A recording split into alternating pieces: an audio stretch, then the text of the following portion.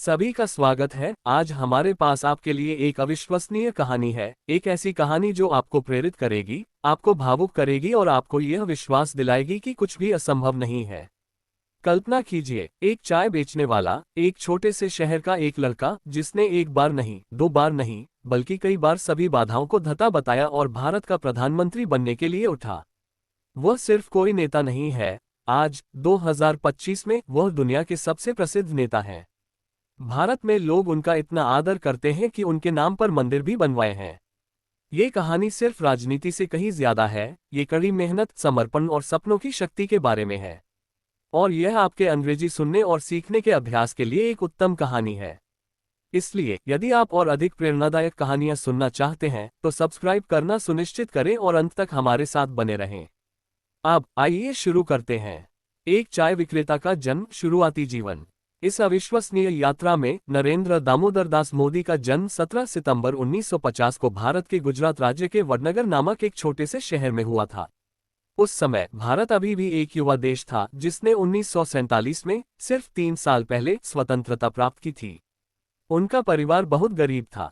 वे घांची समुदाय से ताल्लुक रखते थे जिसे भारत में निम्न वर्ग की जाति माना जाता था।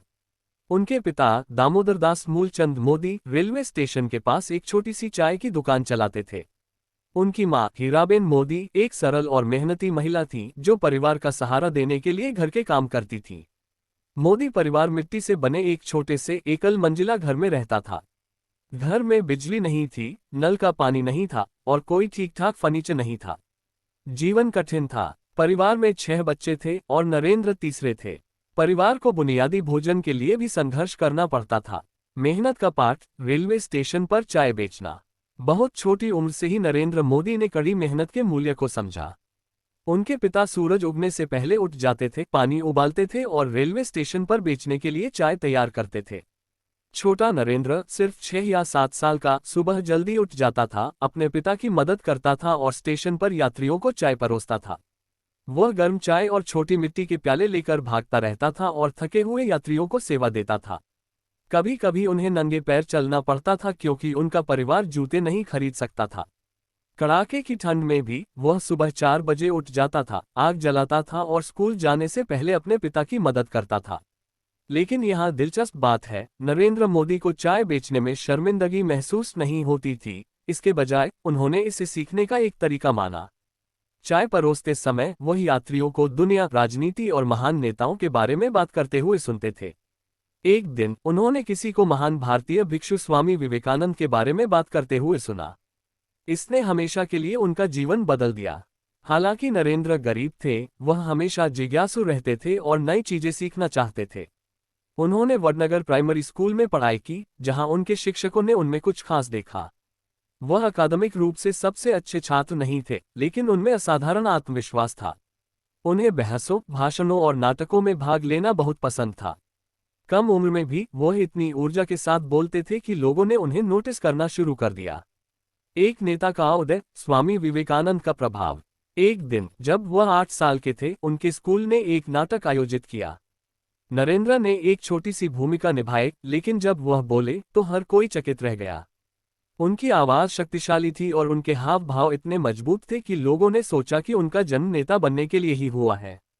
अन्य बच्चों के विपरीत जो खेलने में समय बिताते थे, युवा नरेंद्र पुस्तकालय में घंटों बिताते थे। उन्होंने इतिहास, महान नेताओं और आध्यात्मिक गुरुओं पर किताबें पढ़ीं। वह स्वामी विवेकानंद से बहुत प्रभावित थे, जिन्होंने आत्मा अनुशासन, साहस और राष्ट्र की सेवा के बारे में सिखाया। जब तक वह 12 साल के हुए, उन्होंने ध्यान, मेडिटेशन करना शुरू कर दिया और जीवन के अर्थ के बारे में सोचने लगे। उनका सपना अमीर बनना नहीं था, बल्कि लोगों की सेवा करना था। एक निर्णायक मोड़, घर छोड़ना और राष्ट्रीय स्वयंसेवक संघ (आरएसएस) में प्रवेश। 17 साल की उम्र में नरेंद्र मोदी ने कुछ चौंकाने वाला किया, उन्होंने अपना घर छोड़ दिया। हाँ, आपने सही सुना। उन्होंने अपने माता पिता को नहीं बताया, पैसे नहीं लिए और बस गायब हो गए। क्यों? क्योंकि वह दुनिया की खोज करना चाहते थे। वह भिक्षुओं, विद्वानों और समाज सेवकों से मिले। इस यात्रा ने हमेशा के लिए उनका दिमाग बदल दिया। जब वह आखिरकार घर लौटे तो वह अब सिर्फ नरेंद्र मोदी नहीं थे, उनके अंदर एक दृष्टि, एक सपना और एक आग थी। वह भारत को बदलने के लिए तैयार थे। विवाह और त्याग। भारतीय संस्कृति में माता पिता अक्सर अपने बच्चों के लिए शादियां तय करते हैं, और नरेंद्र मोदी का परिवार भी अलग नहीं था। जब वह सिर्फ 18 साल के थे तो उनके माता पिता ने उनकी शादी करने का फैसला किया। उनकी दुल्हन का नाम जशोदाबेन नरेंद्र मोदी था। वह एक शांत और पारंपरिक लड़की थी जो एक साधारण परिवार से आई थी। उनकी शादी सभी रीति रिवाजों, अनुष्ठानों, आशीर्वादों और पारिवारिक समारोहों के साथ एक पारंपरिक हिंदू समारोह थी। हालांकि इस शादी में कुछ असामान्य था। भले ही शादी हुई, नरेंद्र मोदी इसके लिए कभी तैयार नहीं थे।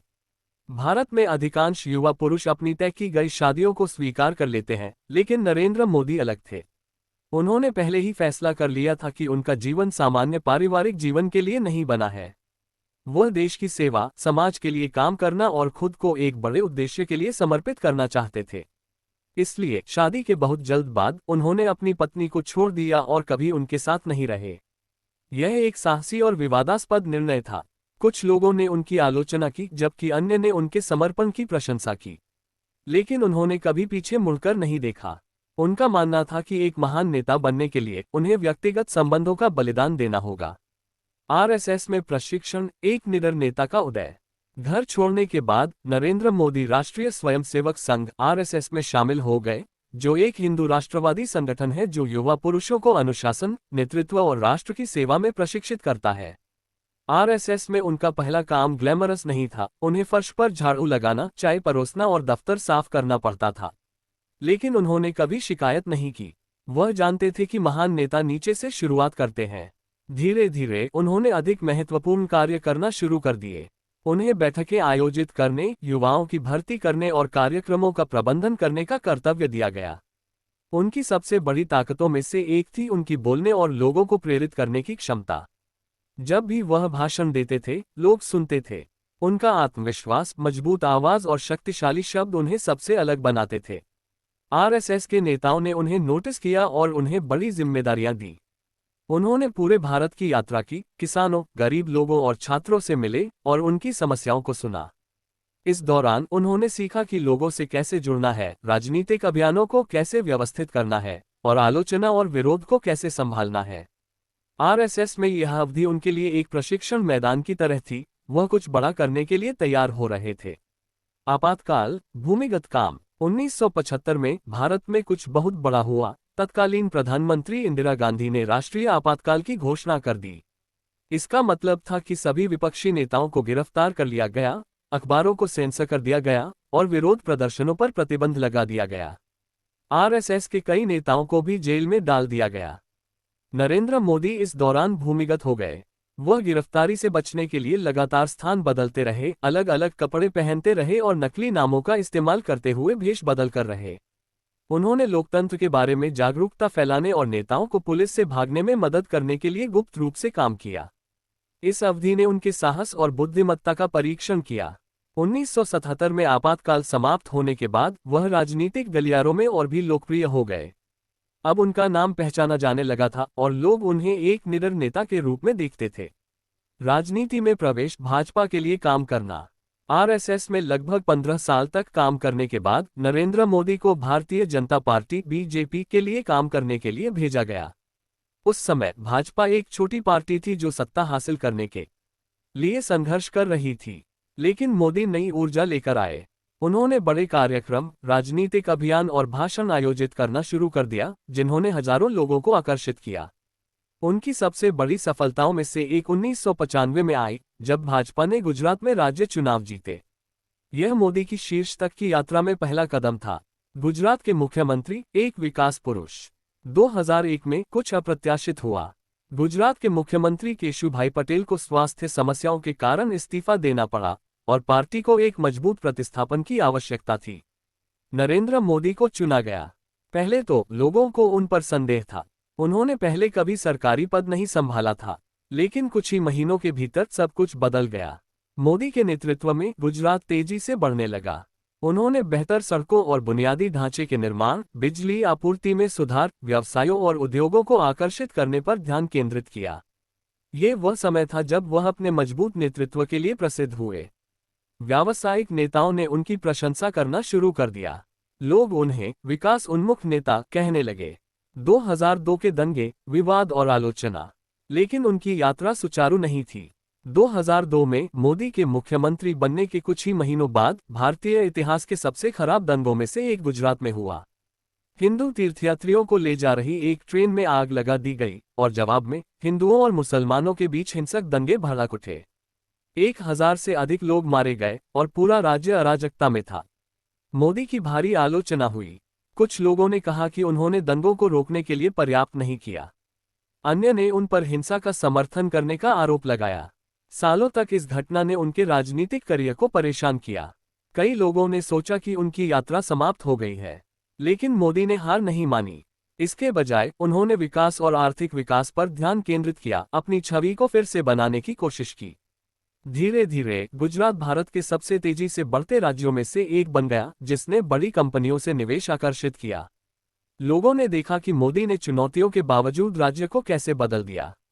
प्रधानमंत्री पद के उम्मीदवार 2012 तक नरेंद्र मोदी पहले ही भारत के सबसे प्रसिद्ध नेताओं में से एक थे। वह 11 साल तक गुजरात के मुख्यमंत्री रहे थे और लोग इस बारे में बात कर रहे थे कि उन्होंने गुजरात को कैसे बदल दिया था। कुछ लोगों ने उनसे प्यार किया, उन्हें एक मजबूत दूरदर्शी नेता कहा। अन्य अभी भी उनकी आलोचना करते थे, खासकर 2002 के दंगों के लिए। लेकिन लोगों ने कुछ भी सोचा हो, एक बात स्पष्ट थी, मोदी अब एक राष्ट्रीय नेता थे और कुछ और भी बड़ा होने वाला था। 2013 में भारतीय जनता पार्टी भाजपा 2014 के आम चुनावों के लिए एक मजबूत नेता की तलाश कर रही थी। पार्टी को किसी ऐसे व्यक्ति की आवश्यकता थी जो शक्तिशाली, आत्मविश्वासी और लोकप्रिय हो, कोई ऐसा जो करोड़ों भारतीयों का दिल जीत सके। और पार्टी में कई लोगों के लिए सबसे अच्छा विकल्प नरेंद्र मोदी थे। लेकिन यह निर्णय आसान नहीं था। कुछ भाजपा नेता नहीं चाहते थे कि मोदी उम्मीदवार बने। उनका मानना था कि गुजरात दंगों के कारण वह बहुत विवादास्पद थे। विपक्षी दलों ने उनका जोरदार विरोध किया। उन्होंने कहा कि वह भारत का नेतृत्व करने के लिए फिट नहीं थे।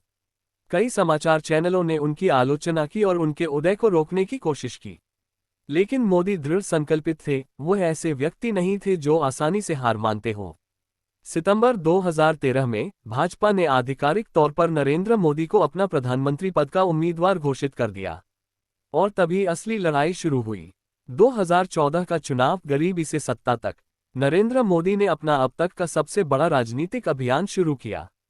उन्होंने सैकड़ों शहरों और गांवों को कवर करते हुए पूरे भारत की यात्रा की। उन्होंने लोगों को एक बेहतर भारत का वादा करते हुए हजारों भाषण दिए। उन्होंने युवा लोगों तक पहुंचने के लिए ट्विटर और फेसबुक जैसे सोशल मीडिया का इस्तेमाल किया। उनकी टीम ने शक्तिशाली नारे बनाए, जैसे अब की बार मोदी सरकार। लोग उनसे जुड़े क्योंकि वह अन्य नेताओं की तरह किसी अमीर राजनीतिक परिवार से नहीं थे। वह एक आम आदमी थे, एक चाय बेचने वाला जिसने इस मुकाम तक पहुंचने के लिए कड़ी मेहनत की थी। और उनका संदेश सरल था, अच्छा शासन, आर्थिक विकास, सबके लिए विकास। जितना अधिक लोगों ने उनके भाषण सुने, उतना ही अधिक उन्हें उन पर विश्वास हुआ। जब चुनाव का दिन आया तो एक बात स्पष्ट थी, भारत बदलाव चाहता था। 16 मई 2014 को चुनाव परिणाम घोषित किए गए और परिणामों ने सभी को चौंका दिया। भाजपा ने 282 सीटें जीती, जो 30 साल में पहली बार स्पष्ट बहुमत था। सत्तारूढ़ दल कांग्रेस को अब तक की सबसे बुरी हार मिली थी। नरेंद्र मोदी ने भारी अंतर से जीत हासिल की थी। 26 मई 2014 को नरेंद्र मोदी ने भारत के 14वें प्रधानमंत्री के रूप में शपथ ली। एक चाय बेचने वाले से लेकर भारत के सबसे शक्तिशाली व्यक्ति तक, उनकी यात्रा अब लाखों लोगों के लिए प्रेरणा थी। लेकिन प्रधानमंत्री बनना सिर्फ शुरुआत थी, उनकी असली चुनौतियां शुरू होने वाली थीं। पहले कार्यकाल, एक नए भारत का निर्माण। जब मोदी प्रधानमंत्री बने तो भारत में कई समस्याएं थीं। भ्रष्टाचार, कई सरकारी अधिकारी रिश्वत लेते थे। धीमी अर्थव्यवस्था, युवा लोगों के लिए पर्याप्त नौकरियां नहीं थीं। खराब बुनियादी ढांचा, सड़कों, बिजली और स्वच्छता में सुधार की आवश्यकता थी। आतंकवाद, भारत को आतंकवादियों से सुरक्षा खतरों का सामना करना पड़ा। मोदी को बड़े वादे पूरे करने थे। प्रधानमंत्री के रूप में उनके पहले कार्य थे जन धन योजना, गरीब लोगों के लिए करोड़ों बैंक खाते खोले गए। स्वच्छ भारत अभियान, भारत को स्वच्छ बनाने का एक अभियान। डिजिटल इंडिया, लोगों को प्रौद्योगिकी और ऑनलाइन सेवाओं का उपयोग करने के लिए प्रोत्साहित किया गया। मेक इन इंडिया, कंपनियों को भारत में उत्पादों का निर्माण करने के लिए प्रोत्साहित किया गया। कुछ ही वर्षों के भीतर लोगों ने वास्तविक बदलाव देखे। 2016 में नरेंद्र मोदी ने भारतीय इतिहास में सबसे चौंकाने वाले फैसलों में से एक लिया, विमुद्रीकरण, डेमोनेटाइजेशन। उन्होंने अचानक 500 रुपये और 1000 रुपये के नोटों पर प्रतिबंध लगा दिया, जो भारत की नकदी का 86% थे। लक्ष्य था काला धन, भ्रष्टाचार और नकली मुद्रा से लड़ना। लोगों ने अपना पैसा बदलने के लिए बैंकों में लाइनें लगाईं। कुछ को परेशानी हुई, कुछ ने समर्थन किया और कुछ ने विरोध किया। ये निर्णय साहसी लेकिन विवादास्पद था। इसके अच्छे और बुरे दोनों प्रभाव थे, लेकिन इसने साबित कर दिया कि मोदी जोखिम लेने को तैयार थे। 2019 का चुनाव, विश्वास और शक्ति। 2019 तक मोदी की लोकप्रियता अभी भी बहुत अधिक थी। लोग अभी भी उन्हें एक मजबूत नेता के रूप में देखते थे। पुलवामा आतंकी हमला और बालाकोट हवाई हमले में भारत की जवाबी कार्रवाई ने उनकी छवि को और भी मजबूत बना दिया। जब अप्रैल-मई 2019 में चुनाव हुए तो परिणाम फिर से ऐतिहासिक थे। भाजपा ने 303 सीटें जीतीं, जो 2014 से भी अधिक थीं। मोदी दूसरी बार प्रधानमंत्री बने। यह एक स्पष्ट संदेश था, भारत को मोदी के नेतृत्व पर भरोसा था। एक वैश्विक नेता, कोविड और विश्व मंच। 2020 में दुनिया ने एक विशाल संकट का सामना किया, कोविड-19। भारत को गंभीर रूप से प्रभावित किया गया और मोदी को कठिन निर्णय लेने पड़े। राष्ट्रव्यापी लॉकडाउन, वायरस को नियंत्रित करने के लिए वैक्सीन विकास, भारत ने अपने टीके बनाए। मुफ्त भोजन और वित्तीय सहायता, लाखों गरीब लोगों के लिए। सफलताएं और विफलताएं दोनों थीं, लेकिन भारत मोदी के अधीन ठीक होने में कामयाब रहा। मोदी के अधीन भारत की प्रतिष्ठा बढ़ी। वह अब दुनिया के सबसे शक्तिशाली नेताओं में से एक थे। 2024 का चुनाव और भविष्य की दृष्टि। 2024 तक नरेंद्र मोदी अभी भी बहुत लोकप्रिय थे। कई लोग चाहते थे कि वह प्रधानमंत्री बने रहें। और जब अप्रैल-मई 2024 में चुनाव हुए तो परिणाम एक बार फिर ऐतिहासिक थे। भाजपा ने बहुमत जीता और मोदी तीसरी बार प्रधानमंत्री बने। इसने उन्हें भारतीय इतिहास में सबसे लंबे समय तक सेवा करने वाले प्रधानमंत्रियों में से एक बना दिया। 74 साल की उम्र में भी मोदी के पास भारत के लिए बड़े सपने थे। वह भारत को $5 ट्रिलियन की अर्थव्यवस्था बनाना चाहते थे, शिक्षा और स्वास्थ्य देखभाल में सुधार करना चाहते थे और भारत की सैन्य और वैश्विक स्थिति को मजबूत करना चाहते थे। और उनकी यात्रा अभी समाप्त नहीं हुई थी। सरल जीवन शैली और अनुशासन। दुनिया के सबसे शक्तिशाली नेताओं में से एक होने के बावजूद मोदी की जीवन शैली बहुत सरल है। वह सुबह जल्दी, लगभग 4 बजे उठते हैं और एक सख्त दिनचर्या का पालन करते हैं। योग और ध्यान। वह अपने दिमाग और शरीर को स्वस्थ रखने के लिए योग और ध्यान से अपने दिन की शुरुआत करते हैं। पढ़ना और लिखना। वह आध्यात्मिक किताबें, अखबार और रिपोर्ट पढ़ने में समय बिताते हैं ताकि सूचित रहें। कोई छुट्टी नहीं, कोई आराम नहीं। वह दिन में 16 से 18 घंटे काम करते हैं और शायद ही कभी ब्रेक लेते हैं। त्योहारों पर भी वह काम करना जारी रखते हैं। स्वस्थ आहार। उनका भोजन सरल और शाकाहारी होता है। वह जंक फूड से बचते हैं और केवल गुनगुना पानी पीते हैं। प्रौद्योगिकी और सोशल मीडिया। वह लोगों से जुड़ने के लिए ट्विटर, इंस्टाग्राम और यूट्यूब का उपयोग करते हैं। 2025 में वह दुनिया के सबसे अधिक फॉलो किए जाने वाले राजनेताओं में से एक थे, जिनके एक्स ट्विटर पर 10 करोड़ से अधिक और इंस्टाग्राम पर 9.2 करोड़ फॉलोअर्स थे। फेसबुक पर 5 करोड़ लोग उनके अपडेट से जुड़े रहते थे, जबकि उनके यूट्यूब चैनल पर लगभग 2.7 करोड़ सब्सक्राइबर थे। कोई पारिवारिक जीवन नहीं, चूंकि उनकी कोई पत्नी या बच्चे नहीं हैं, उनका एकमात्र ध्यान भारत और इसके विकास पर है। वह अपने आत्म अनुशासन और काम के प्रति अत्यधिक समर्पण के लिए जाने जाते हैं। मोदी के सबसे प्रसिद्ध भाषण। मोदी इतिहास के सबसे महान वक्ताओं में से एक हैं। उनके भाषण मजबूत, भावनात्मक और प्रेरणादायक होते हैं। आइए उनके कुछ सबसे प्रसिद्ध भाषणों पर एक नज़र डालते हैं। 2014 विजय भाषण। 16 मई 2014 के चुनाव जीतने के बाद उन्होंने एक भाषण दिया जिसने राष्ट्र को हिला दिया। उन्होंने कहा, ये सिर्फ एक सरकार का बदलाव नहीं है, ये भारत के लिए एक नई उम्मीद है। लाखों लोगों ने उन्हें लाइव देखा और उनका भाषण वायरल हो गया। लाल किले पर भाषण। 15 अगस्त 2014 स्वतंत्रता दिवस पर मोदी ने प्रधानमंत्री के रूप में अपना पहला भाषण दिया। उन्होंने भ्रष्टाचार को समाप्त करने, महिलाओं की सुरक्षा और आर्थिक विकास के बारे में बात की। 2019 विजय भाषण। 23 मई 2019 अपना दूसरा कार्यकाल जीतने के बाद उन्होंने कहा, आज भारत ने इतिहास रच दिया है। उन्होंने भारत को वैश्विक महाशक्ति बनाने का वादा किया। लोगों ने उनके लिए ऐसे जयकार की जैसे वह एक रॉक स्टार हो। कोविड-19 भाषण 24 मार्च 2020 कोविड-19 महामारी के दौरान मोदी ने टीवी पर 1.4 अरब भारतीयों को संबोधित किया। उन्होंने लोगों की रक्षा के लिए राष्ट्रव्यापी लॉकडाउन की घोषणा की। उन्होंने सभी से मजबूत और एकजुट रहने का आग्रह किया।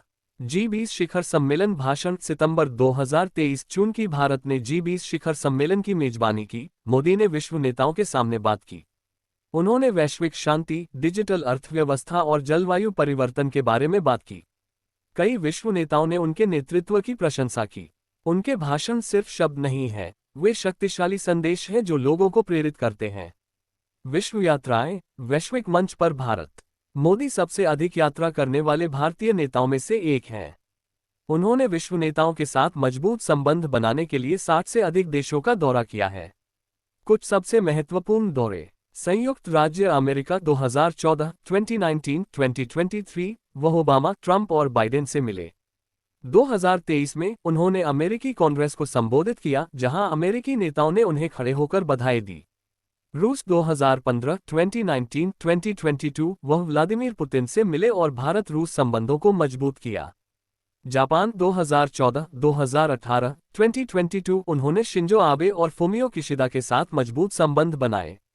चीन 2015, 2017, 2019, वह शांति वार्ता के लिए शी जिनपिंग से कई बार मिले। यूएई और सऊदी अरब 2015, 2019, 2022, वह यूएई का सर्वोच्च नागरिक पुरस्कार प्राप्त करने वाले पहले भारतीय नेता बने।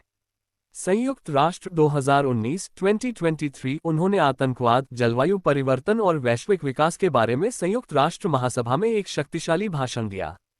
मोदी के अधीन भारत की वैश्विक प्रतिष्ठा बहुत अधिक बढ़ी है।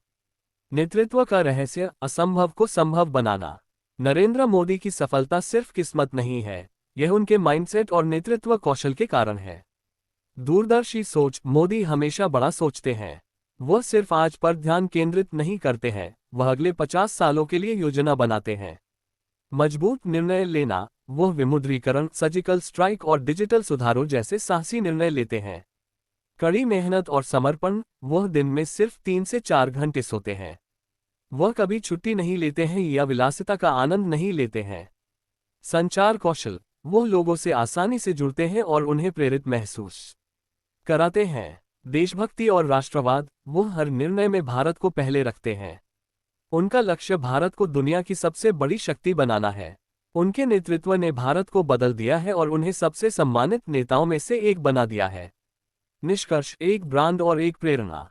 2025 तक नरेंद्र मोदी अभी भी भारत के प्रधानमंत्री हैं। वह भारतीय बुनियादी ढांचे, राजमार्गों, रेलवे, हवाई अड्डों के विकास, भारत की सेना और अंतरिक्ष कार्यक्रमों को मजबूत करने, शिक्षा, स्वास्थ्य देखभाल और प्रौद्योगिकी में सुधार की दिशा में काम कर रहे हैं। कोई नहीं जानता कि वह कब तक प्रधानमंत्री बने रहेंगे, लेकिन उनका प्रभाव हमेशा रहेगा। उनकी यात्रा ने साबित कर दिया है कि कुछ भी असंभव नहीं है। लाखों प्रशंसक हैं जो उनकी कड़ी मेहनत, दृष्टि और नेतृत्व के लिए उनका आदर करते हैं। लेकिन उन्हें भारत में इतना प्रसिद्ध, इतना शक्तिशाली और इतना प्रेरणादायक क्या बनाता है? उनके कुछ अनुयायियों ने तो उनके लिए मंदिर भी बनवाए हैं।